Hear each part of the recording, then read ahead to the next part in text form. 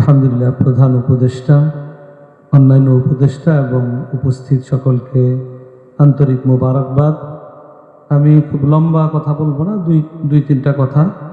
এক নম্বর কথা হলো যে আমরা ছোট থেকে একেবারে বাংলাদেশের স্বাধীনতার পর থেকে এই পর্যন্ত যা দেখছি, আমাদের দেশে ধর্মীয় সম্প্রীতির মধ্যে কোনো বড় ধরনের কোনো সমস্যা আছে এটা আমরা কখনো দেখিনি।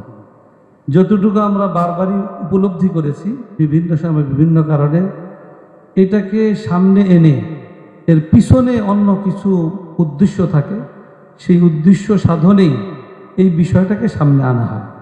এজন্য আমি রাষ্ট্রের, বিশেষ করে আমাদের গোয়েন্দা বিভাগ, তাদের মাধ্যমে বিষয়গুলা রাষ্ট্রের সর্বোচ্চ ব্যক্তির কাছে দ্রুত সময়ের মধ্যে সেই সমস্যাগুলা চিহ্নিত হয়ে তার প্রতিকারের জন্য যদি কঠোর ব্যবস্থাপনা গ্রহণ করা হয়, তাহলে এই ধরনের সমস্যা বারবার আসবে না।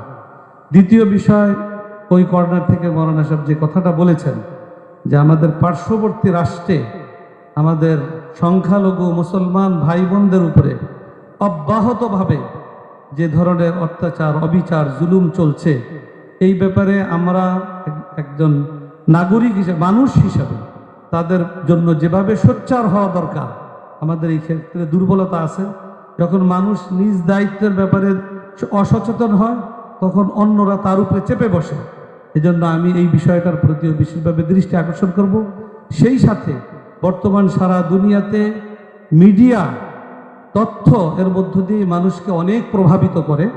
অতএব বিভিন্ন মিডিয়ায় যে নেতিবাচক বিভিন্ন সংবাদ আসছে, রাষ্ট্রীয়ভাবে যদি যথাযথ গুরুত্বের সাথে এই বিষয়টার প্রতি নজর দেওয়া হয়, আমাদের জাতীয় মিডিয়া এবং আন্তর্জাতিক মিডিয়ার সামনে আমাদের দেশের বাস্তব চিত্র যদি যথাযথভাবে তুলে ধরার চেষ্টা করা হয়, তাহলে ইনশাআল্লাহ এটা অনেকটা আমরা কাটিয়ে উঠতে পারবো।